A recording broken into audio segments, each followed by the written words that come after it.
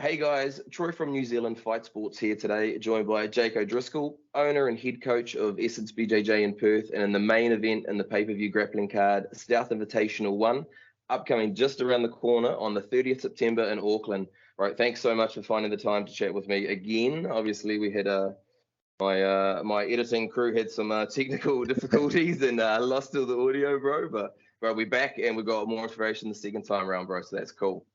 Appreciate it. Thanks for having me. Bro, it's awesome, man. Hey, bro, so you're taking on Bryce Gambrazi, bro, and a super tough opponent in a 10-minute sub-only match. Obviously, if it goes to the end, bro, we're going to go to ref's decision.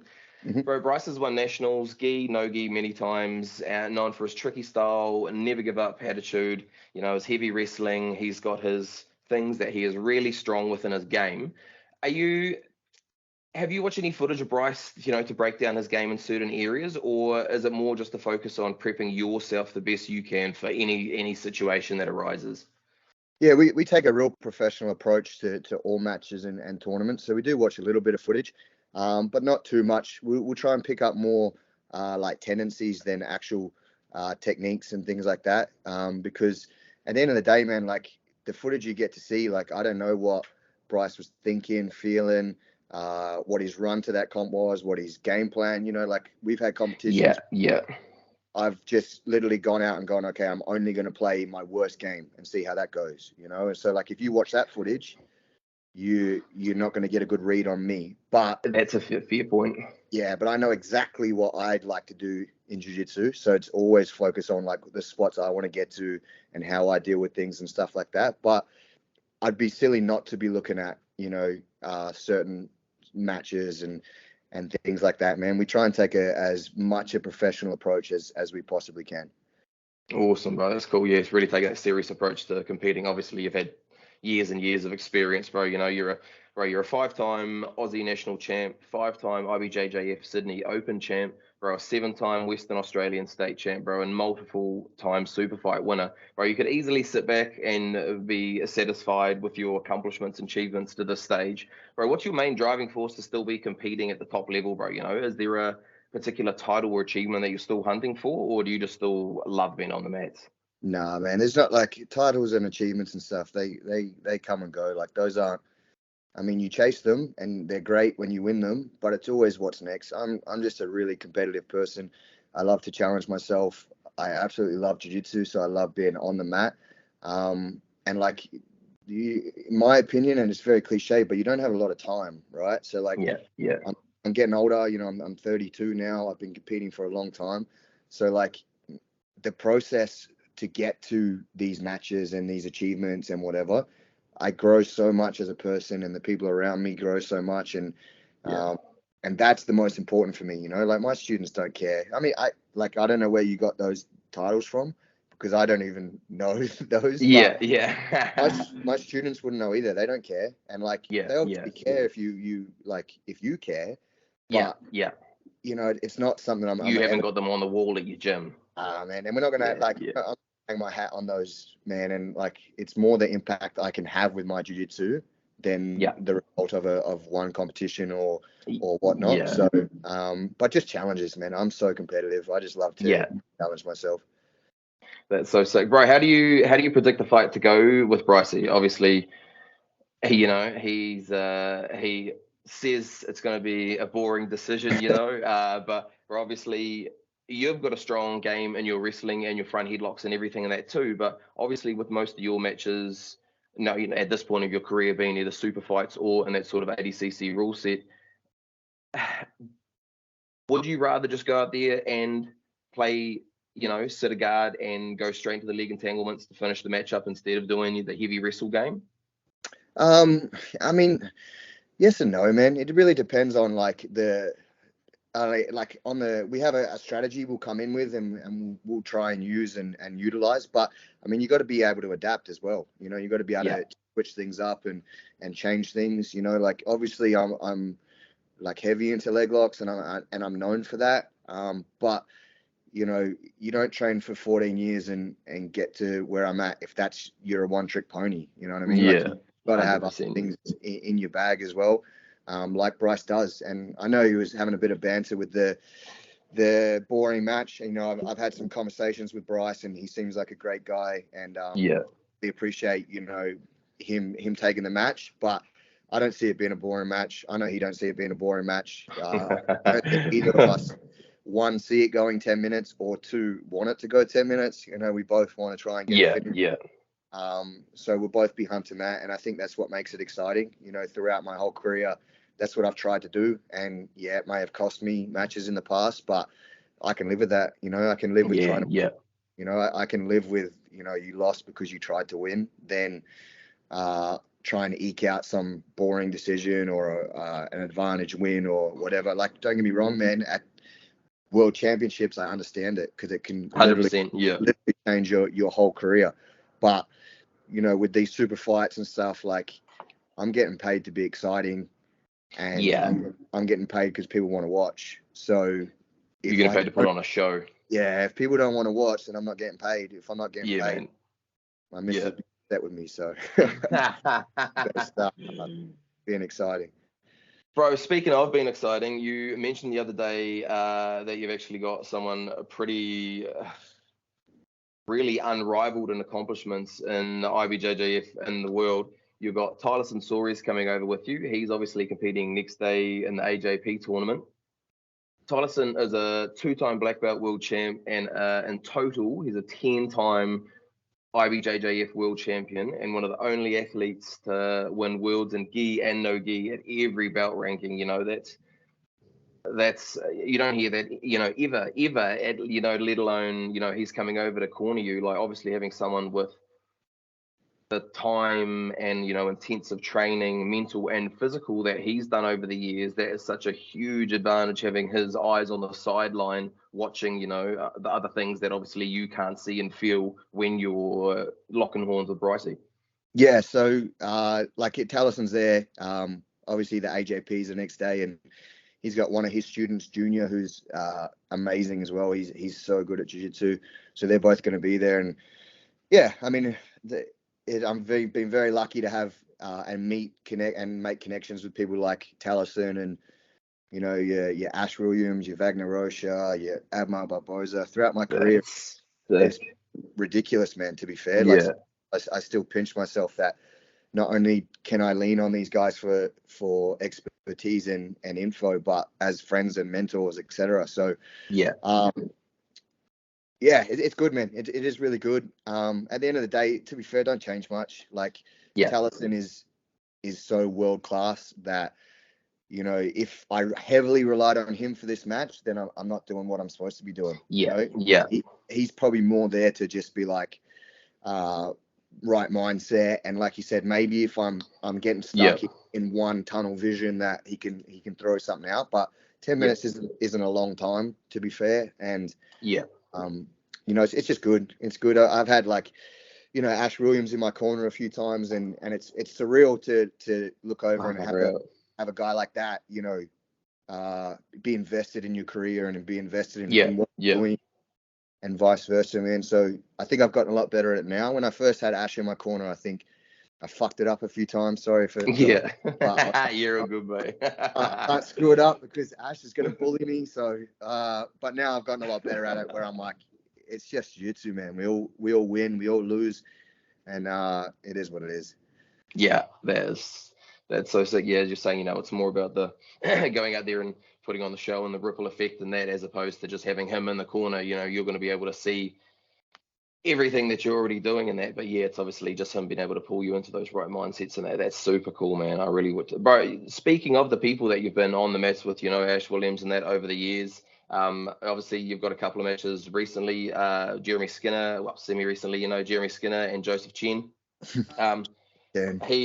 Bro, obviously he beat his boogeyman, bro, Matthias Szynski, bro, yesterday, the one that he lost to in the final last year, bro, and he beat Tommy Langica, and then in the semi-finals was at 9-0, and then dismantled Oliver Tuzzer in the finals, bro, 3-0, punched his ticket through to ACC World Champs, man. That is, bro, that's so sick that you've been able to, you know, get on the mats with those guys, bro.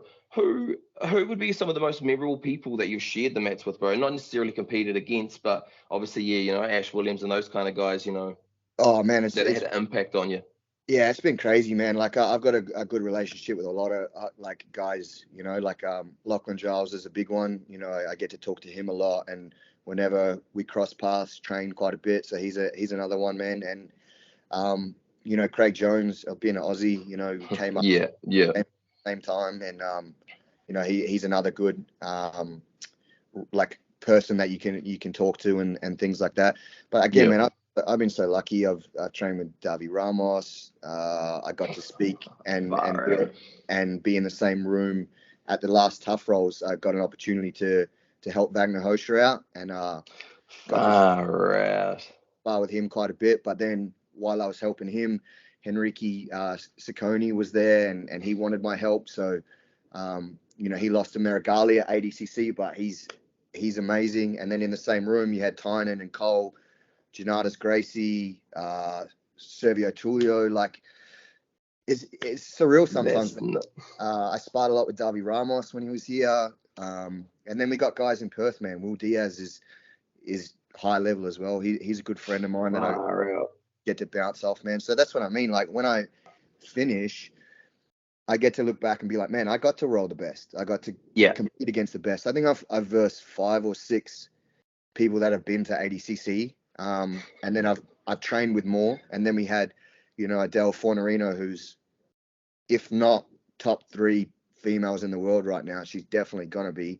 yeah. You know, she did her ADCC camp with us and won the ticket. So I've definitely been able to share the mats with some exciting and incredible people, but I never take it for granted. You know, like I'm very much understanding of how lucky that is and I try and soak it up as much as possible, man. And if you ask any of these guys like Ash or Wagner or whatever, it was like I was asking a million questions about everything, Awesome. absolutely everything. So, yeah, I've been very, very blessed in that regard. That's awesome. That's the thing, though, you know, if you're going to spend the time around those people that have got all that top knowledge, you know, you try and soak up as much as you can, you know, that wipeout mentality, you know, that forever learning mindset as opposed to knowing it all. Because obviously, you know, even I suppose, you know, at times there would be people obviously that are trained as long as you know, that probably would change that closed, you know, that more closed door mindset. I sort of know everything that I need to know now, you know, whereas the people that keep that the white belt, you know, mindset forever learning, you're always going to progress Man, and get better and better. I'm obsessed with learning. To be fair, like it's something that you know I can't switch off even when I want to. Yeah.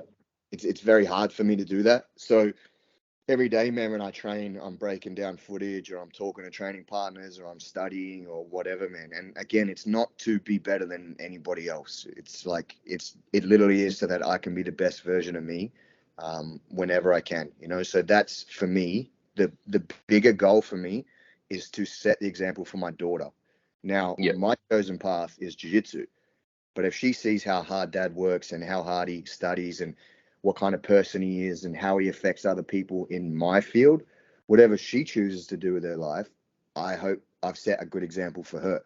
So Yeah. like you circle back around to the achievements, sweet. They are what they are, right? But it's the impact and what I can pass on, not just with my words, but with my actions. So that's really the ultimate goal. So when you asked before, do I have a title I want to win or whatnot? Not really. Like, of course, everyone wants to go to ADCC or win ADCC or Worlds or whatever, but I don't believe any of those things would change who I am as a person.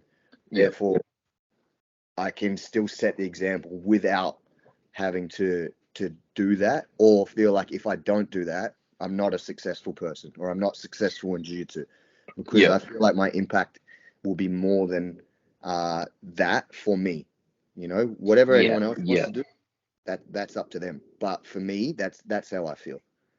That's so awesome. Yeah, that's yeah.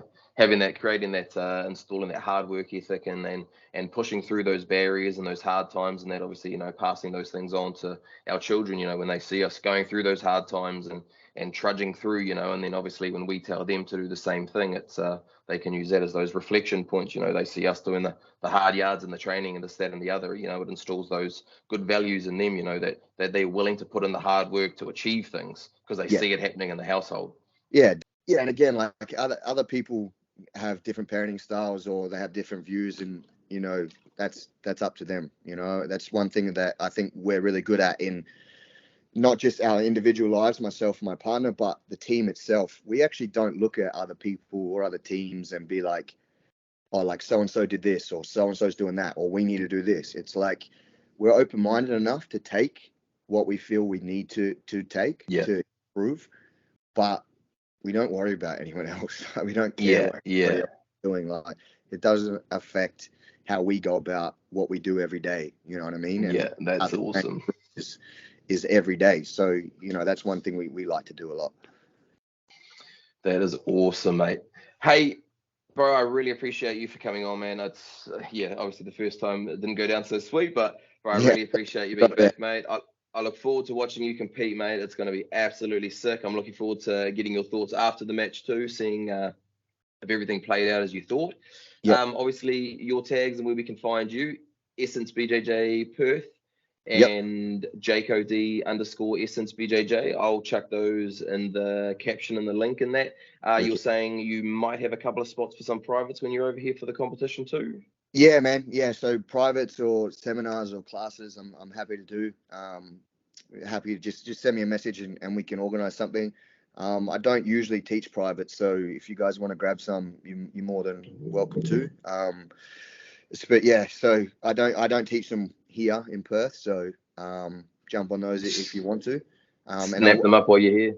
Yeah, I'll be at Future a couple of times with Jared. I'll visit Jared a couple of times. Obviously, he's my connection to New Zealand, and you know, I want to make sure I get some time in with him, and we start doing some mindset stuff for his ADCC prep and prep and stuff.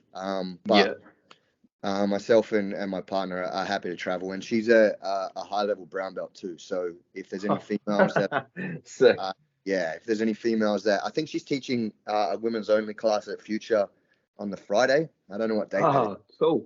So if any girls want to head to that, 29th of September. Yeah, so definitely look to do that. Same thing. She travels everywhere with me. She's met the same people, experienced the same thing. She's on the same mat. Awesome. So it's just a different perspective. So even in our own gym, you know, she's the women's coach, and she teaches the women and stuff like that, because she can teach out of, you know, feel, and it's got a better perspective than what I would. So awesome. Yeah. I'm sure she would do privates too. Same thing. Her handles like Bam Bam Jiu-Jitsu or something. She'll be in my photos and on tag. So just send her a message. She'll be happy to help. Awesome, bro. That sounds sweet. So they're doing a female seminar at Future on the 29th and hit you up. Obviously, you don't do private, so get in on you while you're here, bro. Yep.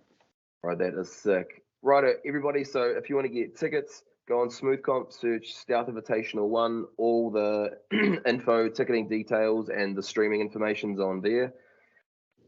Bro, I really appreciate it, Jake. Absolutely massive, bro. We finally linked up again. Thank you very much. No worries, man.